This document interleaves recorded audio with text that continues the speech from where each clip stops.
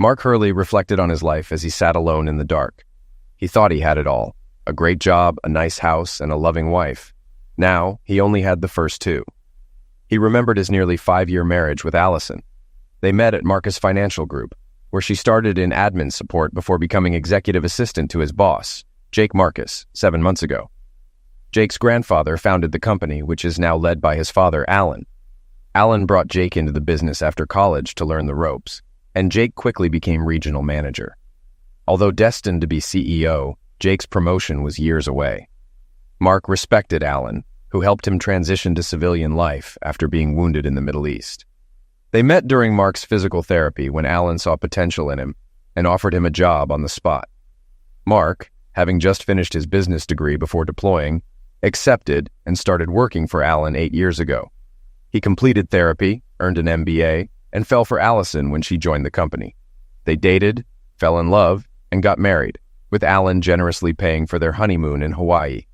3 years later, Jake joined the company. But unlike his father, he was arrogant and alienated his colleagues. Alan confided in Mark about his concerns regarding Jake's behavior. "You know I'll have to make him the regional manager eventually, Mark," Alan said. "I know. I'm counting on you to lead by example and help Jake transition into the job. Think you can do that?" Alan asked. "I think so, but it won't be easy," Mark replied. "What's your honest opinion of him, Mark? No sugarcoating," Alan insisted.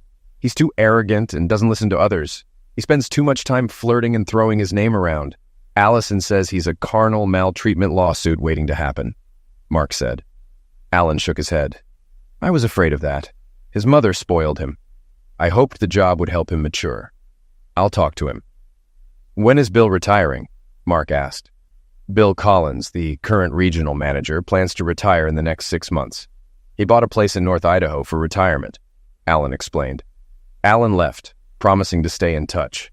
Mark knew he would. There were other things Mark noticed about Jake but didn't tell Alan. Bill retired a few months later and Jake took over. Jake made some good changes, but also micromanaged and moved people around too much, causing frustration. One day, 7 months ago, Jake came to Mark's office. "I've been thinking about hiring a new EA, and I think Allison would fit nicely," he said. "My wife? That Allison?" Mark asked. "Yes, Gretchen is retiring soon, and we need new blood," Jake replied. "Have you talked to Allison?" Mark asked. "Not yet. I wanted your input first." "What's she like at home?" Jake asked, smirking. Mark didn't like the direction of the conversation. "Allison and I are happily married, and she's a professional. If you think she's qualified, offer her the job. It's her decision, but remember, she's married to me." "I get it. If she takes the job, it might mean travel. Are you okay with that?" Jake asked. "I trust my wife. If she accepts, she knows the boundaries. I expect you to respect our marriage," Mark said firmly. "Of course, Mark. I respect you and your marriage," Jake said, still smirking. "There might even be a promotion for you." That night, Mark talked to Allison. "Did you talk to Jake today?" "Yes, he mentioned the EA position," she replied. "What do you think?" Mark asked. "It means travel and late hours, but also a nice raise. We could use the money for when we have kids," Allison said. "Are you concerned about anything?" Mark asked. "I'm aware of the rumors, but do you trust me?" she asked. "Of course I trust you, but I don't trust him. He asked about you at home, which felt inappropriate," Mark said. "That's just Jake." "What did you tell him?" she asked. "I said you're a joy to be around and that we're happily married," Mark replied. "Good. I think I'll take the job," Allison decided. They went to bed and made love before falling asleep. Allison took the job, traveling every 2 weeks and working late 3 nights a week. Mark supported her and saw nothing unprofessional. Then, over 3 months ago, Alan had a massive stroke and died that night. The company was devastated, and everyone attended his funeral. Jake expected to become CEO, but the board appointed David Matheson as interim CEO, considering Jake too inexperienced. Determined to prove himself, Jake overworked Allison, making her travel and work late, straining their marriage. Their bed life dwindled, Allison's wardrobe became more revealing, and she grew demanding and short-tempered. One Sunday, Mark confronted Allison after a New York trip. "Allison, we need to talk." "About what?" she snapped. "About us. Jake's schedule is liquidating us. We need time off to reconnect." "I'm sorry, Jake's busy. Things are crazy." "Tell Jake you're taking a week's vacation. We need this." After a pause, she agreed. "You're right. I'll talk to him tomorrow." The next day, Allison came home happier. Jake agreed. We can take next week off if we attend a party at his place Friday night. Party? What kind? Just a small get-together with friends. Mark felt uneasy but agreed, provided Allison came home early the rest of the week. Do you know any of these people? I've met some, Allison said. Mostly college friends of his, a couple are clients, not sure who else. I see, Mark said. All right, but come home at a normal hour this week, okay? I think so. We have the Henderson account dinner meeting on Wednesday, though.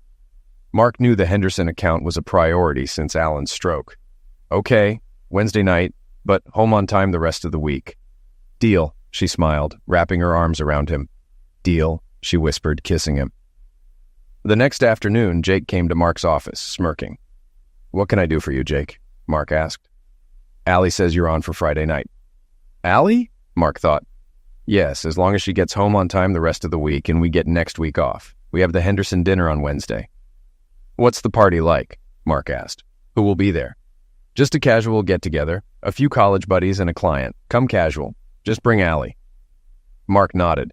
By the way, Mark, Allie is great at her job. I appreciate you letting her do it without giving her a hard time. I'd be lost without her. Mark didn't know how to respond. Glad you're satisfied with her work. One thing, though. What's that? Jake asked. Do you call her Allie to her face? Of course. Why? Just curious. That night, he asked Allison. Do you let Jake call you Allie? You never let me. He's my boss. He can call me whatever he wants, she said. Mark dropped it, but it bothered him. The week went well, and except for Wednesday night, she was home on time. And they made love often.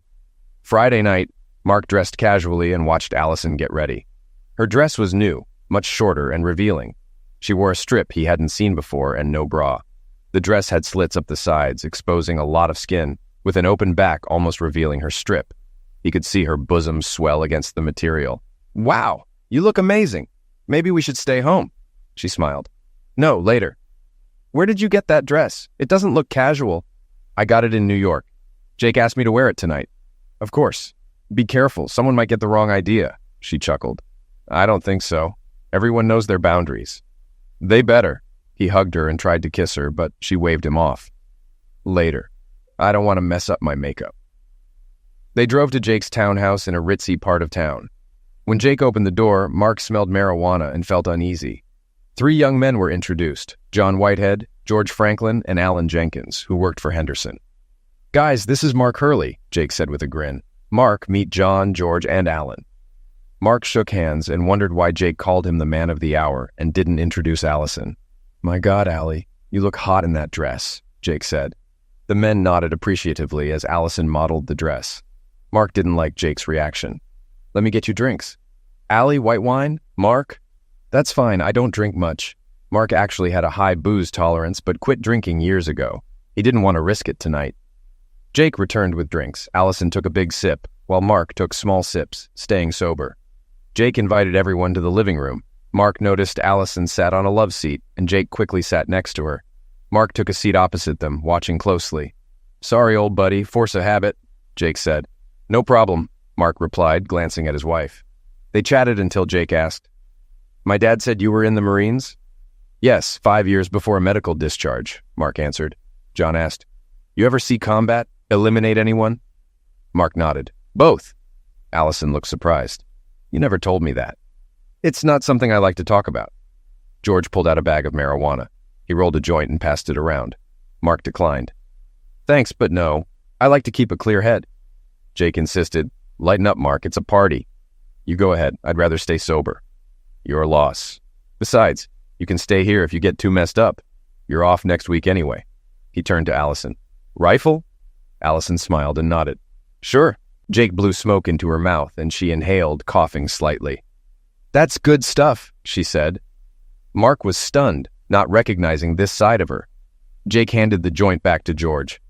This man, Jake said, pointing at Mark, is the best business analyst in the company. He saved us millions and brought me this lovely assistant. Allison smiled at Jake, and Mark noticed it was more than just a polite smile. She seemed to hang on his every word. I think of her as my work wife, Jake said, patting Allison's bare thigh. Mark thought he saw Jake's hand inch under her dress before pulling back. I'd be lost without her, Jake added. So would I, Mark said, watching Allison look down. I need to use the restroom, Mark said, breaking the silence. First door on the left, Jake directed. In the bathroom, Mark locked the door and looked in the mirror, thinking Allison might be cheating with Jake. He remembered Alan's advice about paying attention to details. Mark noticed several troubling signs. Allison's revealing dress, her interaction with Jake, her sudden pill use, and Jake calling her his work wife. He decided he needed proof. He discreetly started a video recording on his phone. Returning to the room, Mark saw Allison sit up quickly, with white powder on her nose. The others had it too. Mark sipped his drink and saw undissolved powder at the bottom. What the hell? He felt suddenly tired and incoherent. Are you okay? Allison asked. Jake and the men stood up, with Allison grabbing Jake's arm. Mark tried to stand, but couldn't. Take a nap, Mark, Jake said as the men put his feet up.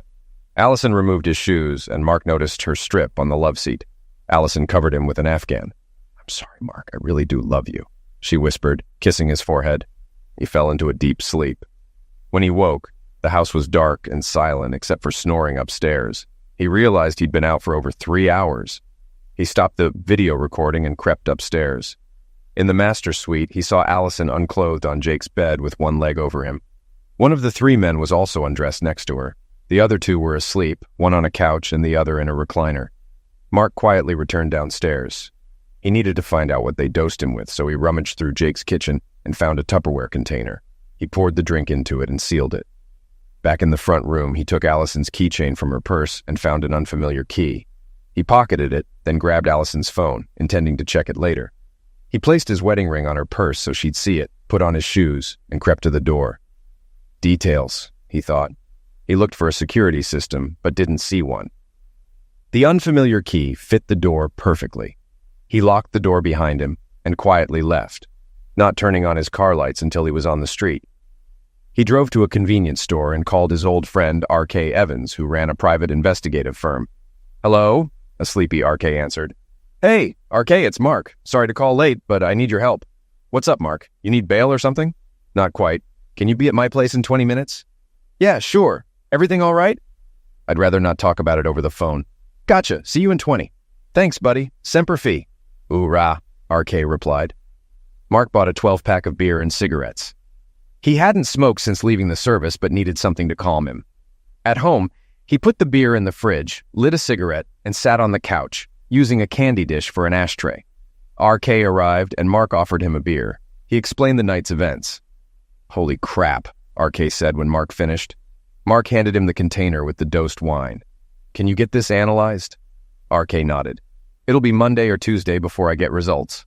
I need everything on Jake Marcus, John Whitehead, George Franklin, and Alan Jenkins. Jenkins works for Henderson Manufacturing. Here's a video of them. Got it, R.K. said. Do you want surveillance inside Jake's place and yours? Yeah, if you can. I have a key. I didn't see a security system. R.K. took the key. No problem. How'd you get this? I took it from Allison's keychain. R.K. nodded. You probably can't use any video from inside his place as evidence. I figured. This is personal. I understand, R.K. said. Mark handed him an extra key to his house and the security system code. I can set up equipment now, R.K. offered, returning the key. High-def cameras, audio, even record landline calls. Do it, Mark said. How much will this cost? Don't worry about it. You saved my skin in the Middle East. This is the least I can do. Thanks, old friend. At least let me cover your costs. All right, R.K. said. Let's go through the video for clues. Mark started the video from the beginning. Stop right there, R.K. said. Mark paused it. Back up a bit. They watched as the camera captured Allison finishing a line of white powder on the coffee table. Mark stopped the video. Damn, Mark said. I saw her just as she sat up. That definitely looks like powder on the table. Yes, it does, R.K. replied. Interesting. Have you ever known Allison to use pills? Mark shook his head. No, never. Let's see what else is on here. Mark resumed the video, and they watched as he sat on the couch across from Allison. Hold up. Mark paused the video. What's that on the love seat? R.K. asked. Mark looked closely. It's Allison's strip. I saw it before I passed out, but thought I was imagining it. She must have taken it off after I went to the bathroom. He resumed the video, and they saw when the pill affected Mark. The camera showed him lying down, with the others looking down at him. They heard Allison ask if he was okay and Jake telling him to take a nap. Allison then leaned over and whispered in his ear. "You sure you don't want to tie him up and make him watch us?" George asked. "No," Allison said. "This is enough for one night. We have all week." "We can always step things up if he doesn't go along," Jake said. "You know John swings both ways. Maybe he could show Mark the other side," he added, laughing. Mark's face turned red as he heard Allison join in. "I'd like to see that," she said. "Really?" John asked. "You'd let me screw your husband?" "Sure, why not?" she said. "Maybe if you're nice, you can get him to do more." They all laughed again. "I've never done a Marine before," John said, "but I doubt he can give as good a head as you." Mark fought the urge to throw his phone. "Seriously, Jake, is he going to be okay? You didn't give him too much, did you?" Allison asked. "Nah, he'll be fine," Jake said. "He'll sleep for about 12 hours and wake up with a headache. He'll think he drank too much. Tomorrow I'll introduce him to the really hard stuff. By next week, old Mark will be a powder user. Maybe I'll even have him work the street for me. Too bad dear old Dad isn't around to see his golden boy fall." "Is that why you hate him?" Allison asked. "That's all I heard about in college," Jake said. "How Mark went to school while serving and fighting for America. How he worked hard while defending the country. Sometimes I thought Dad would rather have Mark as a son than me. Well, guess what, Dad? I'm Mark's boss now. I have Mark's woman, and by next week your golden boy will be a powder user." They all laughed. "Are you boys with me?" Jake asked. They all said yes. "What about you, Allie? Are you with me? If not, you'll be on the street with him." "I'm with you, sweetie," Allison replied. "I've grown to love this too much to walk away." They assumed she was referring to Jake's manhood. "All right then," Jake said. "Let's go upstairs and start the real party." "Goody," Allison said, heading upstairs. "This time make me airtight." The video recorded sounds of lovemaking from the bedroom. Mark stopped the video and put his head in his hands. RK placed a reassuring hand on his shoulder. "This is going to be tough, but we'll get you through it," RK said. Mark nodded. "Thanks, RK." "What will you do?" "I'm divorcing her." "No doubt about it." "I understand." "Why don't you get away for a few days? Let me handle this." "What are you planning?" Mark asked. "It's best you don't know. We just witnessed a criminal conspiracy. Someone will go to jail, but we need you safe." "But I can help," Mark insisted. RK shook his head. "No, you're in danger. Remember Gunny Johnson? He's in Vegas now. He owes me favors and can set you up with a place." "Okay, let me wire the place for audio and video first," Mark said. "Stay focused, understand?" "Yes, thanks, RK. You're a good friend." RK smiled. "Semper Fi, bro. Do or die." "Hurrah!" Mark replied. Mark went to the porch with a beer while RK wired the rooms and tapped the phone. He set up the audio and video to be stored on a cloud server and gave Mark access details and the switch for the system. "I'll call Gunny tomorrow and let you know. Don't do anything stupid. Understand?" "I understand, RK."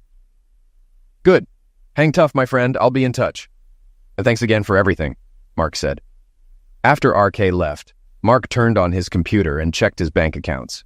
He still had an account in his name from before the marriage, into which he had been depositing 10% of his earnings. Originally meant as a surprise for Allison, he transferred half of their joint account funds into this old account and paid off and canceled their joint credit cards.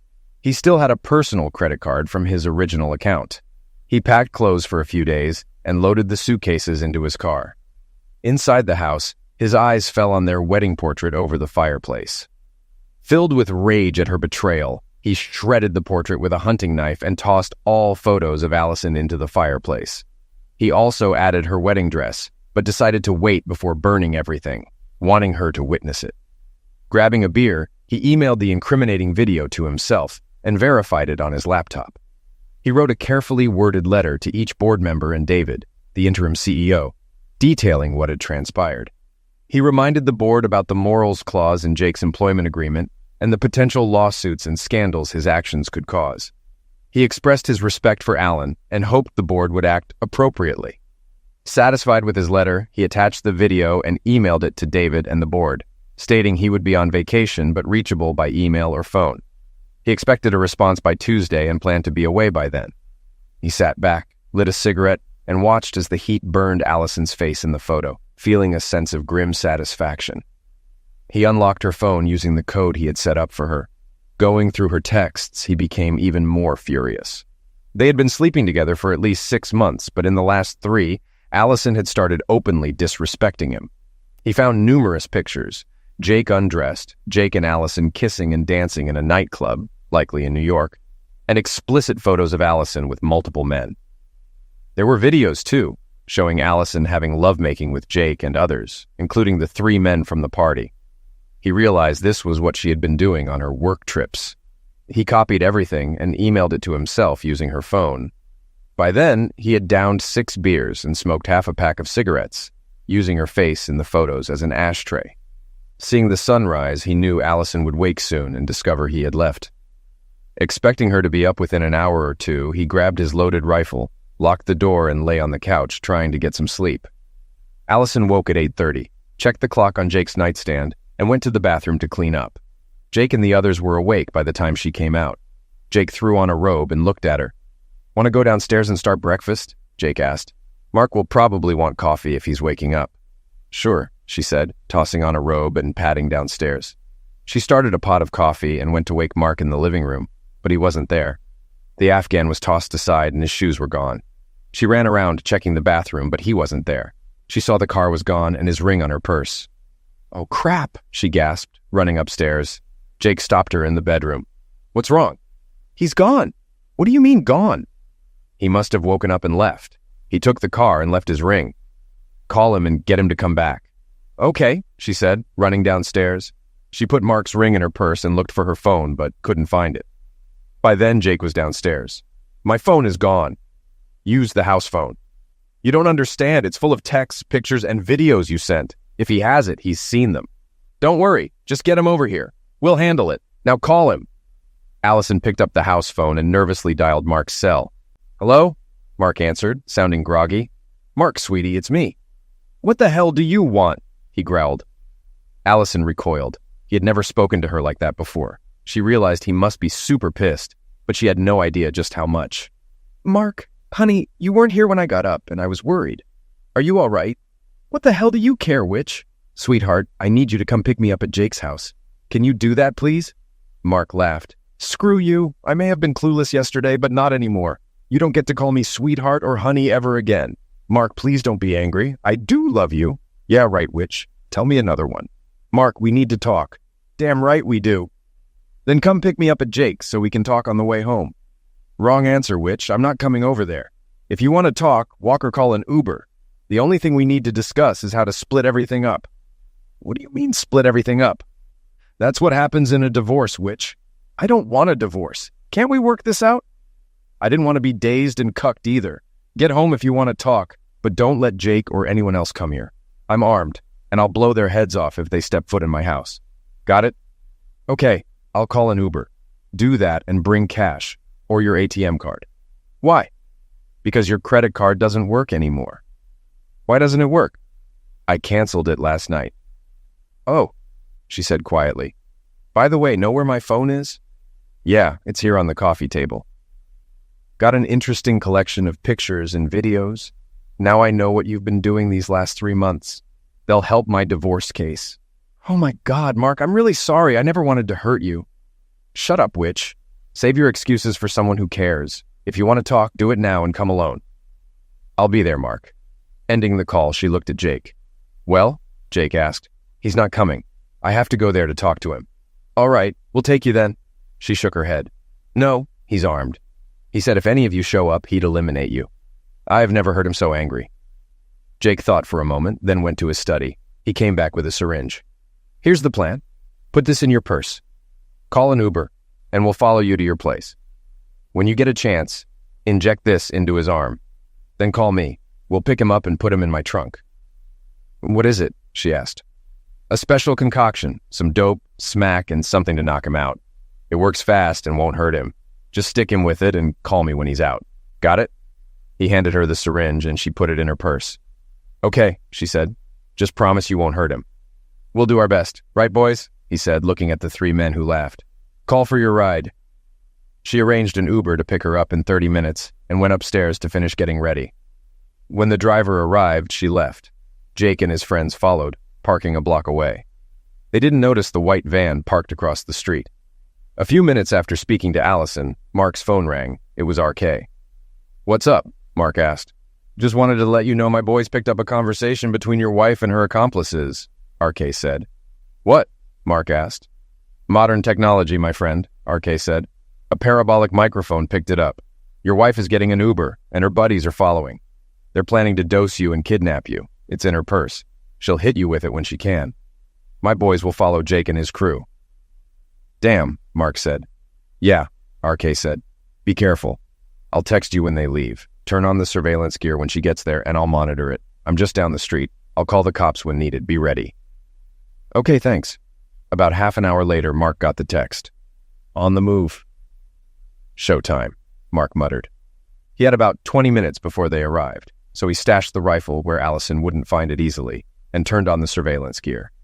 In the kitchen, he grabbed a Ziploc bag for the syringe and a tissue. Watching from the window, he saw the Uber pull up and Allison nervously exited the car, clutching her purse. He turned on the fireplace, setting the photos and her dress ablaze. When she walked in, she grimaced at the cigarette smoke. Her eyes widened at the sight of the burning portrait and her wedding dress. You're burning my wedding dress? Our pictures? Mark, why are you doing this?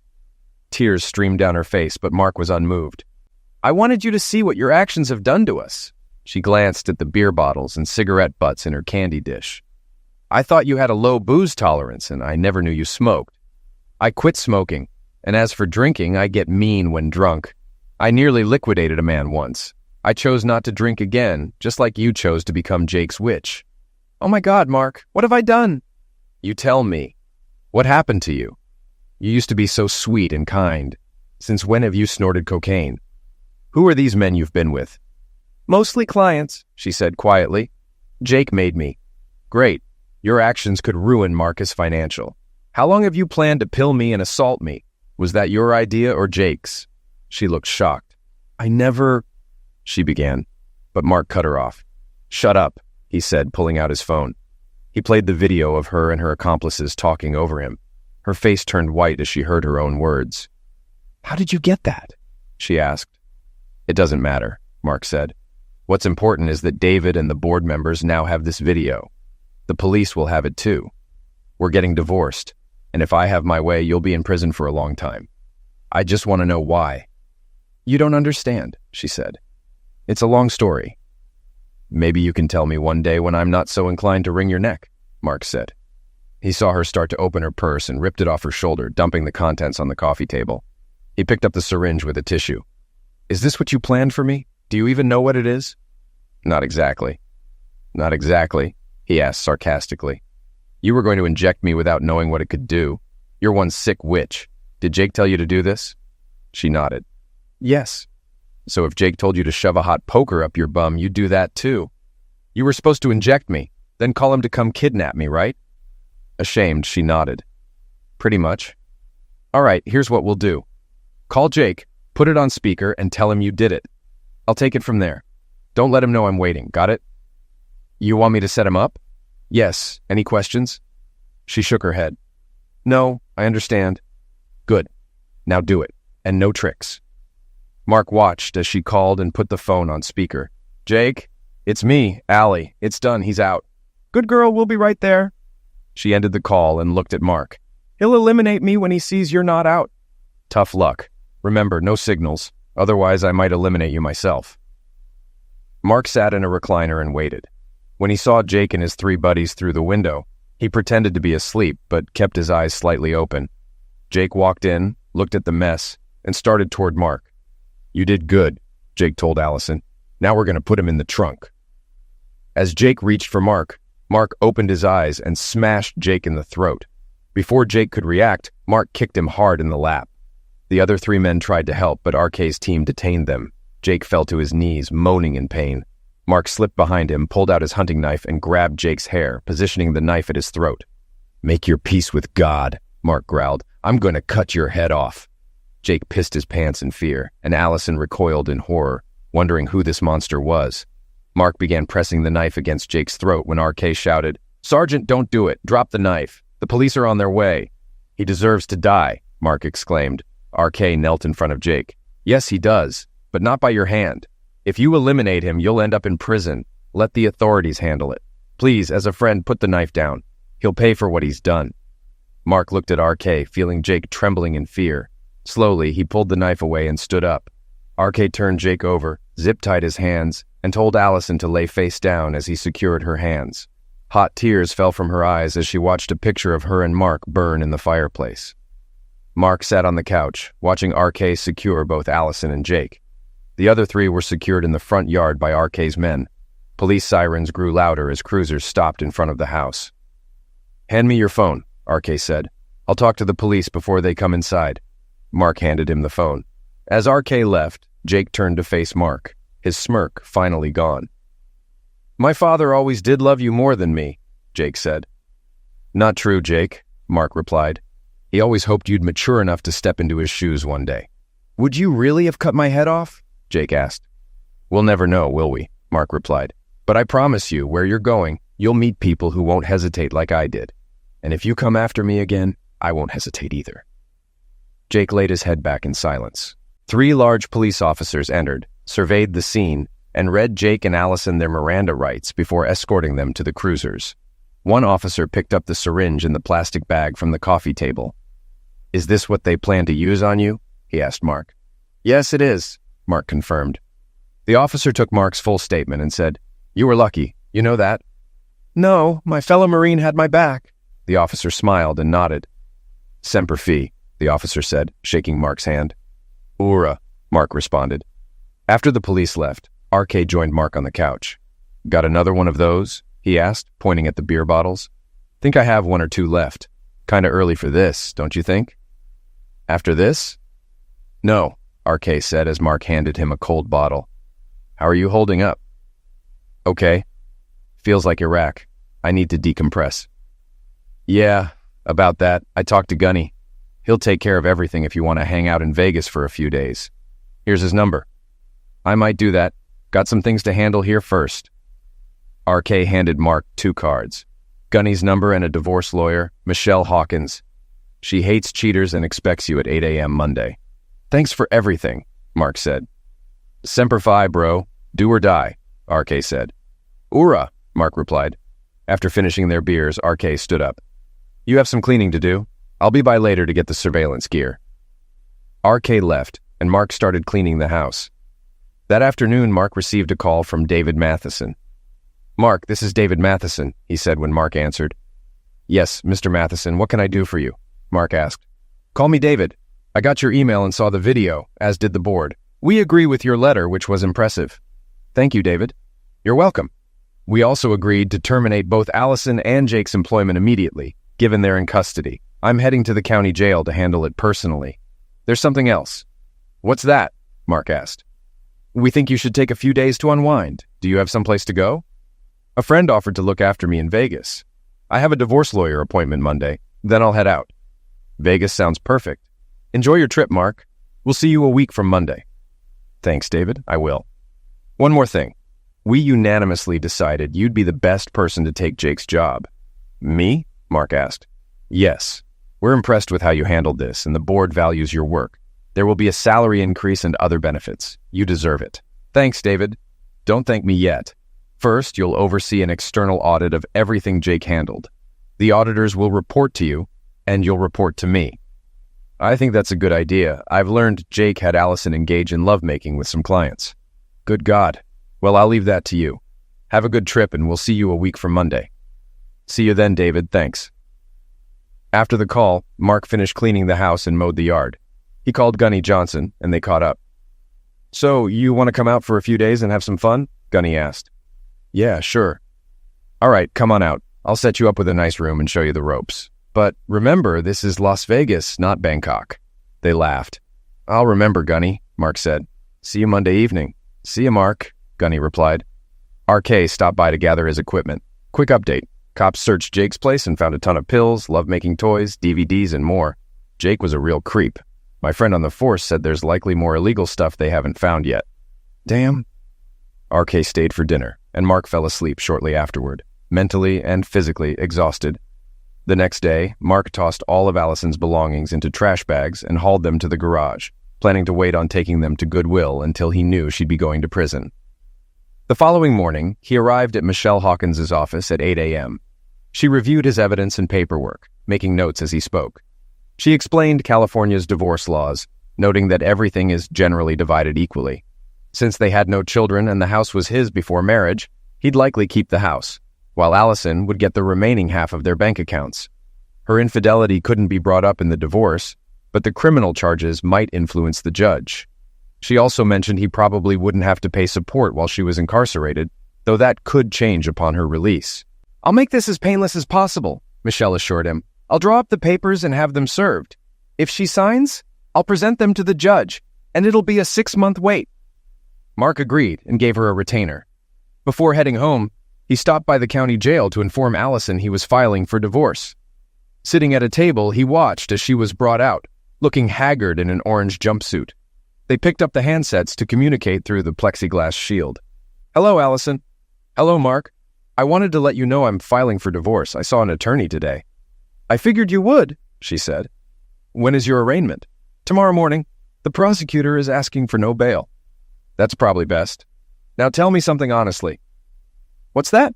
she asked. "What happened to you?" She looked down, embarrassed. Things were going well at first. Jake seemed like any other executive. After Alan died, Jake got furious he wasn't promoted and blamed you. He thought his father set things up for you. "That's crazy," Mark said. "Alan hoped Jake would become CEO one day." "I know," she said. "We went to New York that weekend. At a club with clients, dancing and drinking, I flirted a bit, but didn't think I was out of line. Next thing I know, I felt really good and ended up in bed with 2 guys. Jake joined in later." She paused. "The next morning, I felt guilty. Then Jake showed me pictures and videos he took and said I had to do whatever he wanted or he'd show you." "So he blackmailed you," Mark said. "And probably dazed you too." "He did. He admitted it later. No surprise they found pills at his place." "Did he get you on powder?" She nodded. "Yes, and dope and other stuff." "How many clients did you sleep with?" She shrugged. "I don't know, several. Jake set it all up whenever we traveled." Mark shook his head. "From the video, it seemed like you enjoyed dazing me, turning me into a powder user for Jake. Was Wednesday's dinner really about the Henderson project?" She shook her head. "No, we were planning Friday's party." "So you planned it all in advance?" Allison nodded. "Yes, I'm sorry, Mark." "That's the first thing you've said that I agree with. Can you forgive me?" He chuckled.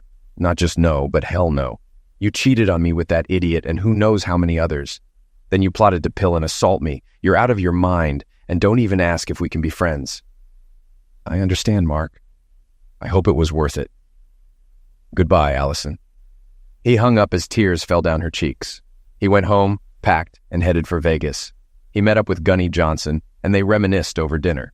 Gunny then showed him around, gave him gambling tips, and escorted him to his room. Inside, a lovely young brunette sat on the bed. She stood up as they entered. "Mark, this is Candy," Gunny said. "She'll be your tour guide while you're here." "Gunny, this isn't necessary," Mark said. "Nonsense, son. This is exactly what you need after what your wife put you through. Relax, have a good time, and remember, what happens here stays here, usually." They laughed. "I gotta go. You two have fun," Gunny added. Before he left, Mark turned to Candy. "Tell me, are you an escort, courtesan?" "Not anymore," Candy said. "Thanks to Gunny, I'm out of a bad situation. I'm clean, going to school, and working a real job. He told me about you and asked if I'd spend time with you. That's all. If you want, I'll leave and never bother you again." "No," Mark said. "He's right. I could use some companionship right now, and you're a very lovely woman. Would you like to go out for a drink?" "That sounds nice," she said, smiling. They went to the club, had a few drinks, talked, and danced for a few hours. Back in his room, she helped him forget his troubles. He woke up to find her beside him. They showered together and got dressed. "I have classes today, but I can meet you back here tonight if you want," she said. "Sounds like a plan," he said. They kissed before she left, and he went downstairs for breakfast. Then he headed to the casino to try his luck. Following Gunny's advice, he walked away with about $300. He spent it on dinner, drinks, and a show with Candy that night. Once again, she rocked his world. The rest of the week went about the same, and by Friday, he was ready to go home and move on with his life. Candy hated to see him leave, but understood. She gave him her phone number and email address in case he wanted to reach out again. He liked her, but doubted it would turn into a full relationship. She was much younger and had her whole life ahead of her. Still, he thought, who knows? He drove home with a smile. memories of Candy filling his mind. When he got home, he caught up on news about Allison and her group. The judge, after reviewing the evidence from the prosecutor, ordered them held without bail. He also received confirmation from Michelle that Allison had been served divorce papers. According to Michelle, Allison signed them right away and they were filed with the court. In 6 months, he would be free of her for good. The following Monday, he went to work and found all his things moved into Jake's old office. Everyone welcomed him back and wished him well in his new position. He settled in and met the external auditors. He got them situated and met his new assistant, Marcia Bodine. He had known her since she started with the company a few years ago. He liked Marcia, knew she was married, and she had received high praise from her previous supervisors. She also knew his situation and was careful not to mention it. The audit uncovered several irregularities in Jake's paperwork. For instance, he had fudged his expense account on trips he and Allison had taken. Then the auditors found that Jake had mismanaged some client accounts. This was reported to the SEC, and Jake soon faced federal charges. Mark and David spent the next few months cleaning up the mess Jake left behind. Luckily, they didn't lose any clients thanks to their quick response, but they had several uncomfortable conversations with other executives who were understandably upset. Meanwhile, Mark stayed in touch with Candy, mostly through emails. Eventually, she told him she had met someone at school and they were serious. He wasn't surprised and wished her well. At the same time, Allison and Jake's trials dragged on with more charges and motions. Mark found himself testifying against his wife and her accomplices, even though her defense team tried to discourage him, saying he wasn't required to testify against his wife. "I may not be required to, but I want to," he told her lawyer. "Besides, in a few weeks, she won't be my wife anymore." The jury was stunned by his testimony, and even more so when the video Mark took that Friday night was played for them. Finally, the day came for the jury to announce their verdicts. Mark and David sat in the courtroom, watching as Allison, Jake, and the other 3 men were brought in. None of them could meet Mark's gaze. By now, the trial had become a media spectacle. The court was called to order, and the judge asked if the jury had reached a decision. The foreman stood and confirmed they had. Everyone held their breath as the judge read through the charges, which included conspiracy to kidnap and assault. Jake faced additional charges related to the pills found in his townhouse and the lewd photos and videos he had with other women. They were all found guilty on every charge. The judge set the date for sentencing, and the 5 convicted conspirators were led out of the courtroom. Mark and David walked out, brushing past the throng of reporters pushing cameras in their faces. About 10 days later, the sentencing took place. The judge made it clear he was thoroughly disgusted with all 5 of them and essentially threw the book at them. Jake's 3 buddies got the lightest sentences but still faced 20 years in prison. Allison was sentenced to 25 years to life, and Jake received 50 years to life for his crimes. He would also face federal charges brought by the SEC to be handled in federal court. Allison sobbed as she was led out of the courtroom, while Jake looked down in shame as he was taken away. Jake's time in prison ended about 6 months later, when he was found decapitated in the shower, having angered the wrong people who didn't like his smug attitude. A month after the sentencing, Mark was in his office going over some paperwork when Marcia buzzed him on the intercom. "Mr. Hurley, there's a Dr. Kristen Marcus here to see you." The last name caught Mark's attention. "Send her in." The door opened and Mark saw an attractive blonde enter his office. Her hair fell below her shoulders and she wore a skirt that fell just below her knees. She smiled as she approached, extending her hand. "It's great to finally meet you, Mr. Hurley." He shook her hand and invited her to sit. "Please call me Mark. Would you like something to drink? Coffee? Tea?" "Coffee would be wonderful. Black, please, and call me Kristen." Mark asked Marcia to get them each a cup of coffee and sat down as his assistant left the office. "Marcus," Mark said, looking at her. "Are you related to Alan? His daughter, perhaps?" She smiled and shook her head. "No, I'm his niece." "I see. I'm surprised we haven't met before. I thought I knew everyone in Alan's family. I've been quite busy. I was in France when Uncle Alan died and couldn't make it back for his funeral." "So, what can I do for you?" he asked. "I just wanted to meet the man who took my idiot of a cousin down." "I take it there's no love lost between you two?" She shook her head. "No, none," she said quietly. "I'm just glad he's finally paying for his crimes. I'm really sorry for what he did to you. From what I know, you didn't deserve any of it, and I'm sorry. I've heard a lot about you from my uncle." "So, I see you're a doctor. Are you a medical doctor?" "No, I have a PhD in business and economics. I teach at UCLA. My uncle and I shared many interests, but I'm more focused on academics. And no, I'm not interested in moving into the corner office upstairs." Mark laughed at that. They talked for a while longer before she said she had to get back to work. Mark didn't want the conversation to end, and, truth be told, he was interested in this woman. "Listen, Kristen, I'd love to continue this discussion over dinner, that is, if you don't mind being seen in public with a lowly MBA. She smiled and her eyes sparkled. "There's nothing lowly about being an MBA, and I'd love to be seen with you in public. Dinner sounds great. How about Red Lobster tonight at 7 o'clock? She handed him a card with her number and address. "Red Lobster it is," Mark said, taking the card from her. "I'll pick you up at 6:30 if that works." "I'll see you then." "Mark, it's been great meeting you," she said before walking out. That evening, Mark learned from Kristen that Jake had tried to assault her when she had just turned 18. Ashamed and afraid she might be blamed, she never said anything but avoided Alan and his family as much as possible. She also avoided relationships with men because of Jake's actions and spent months in therapy while in college. He told her about his experience with Jake and what happened with Allison. Kristen was shocked, but not surprised. "I'm so sorry. You deserve much better." Mark and Kristen dated for several months, falling in love. She nearly tackled him to the floor, smothering him with kisses when he asked her to marry him. "I take it that's a yes?" Mark asked when she finally let him breathe. "No, that's a hell yes," she said. "Now carry me to bed and ravish me properly."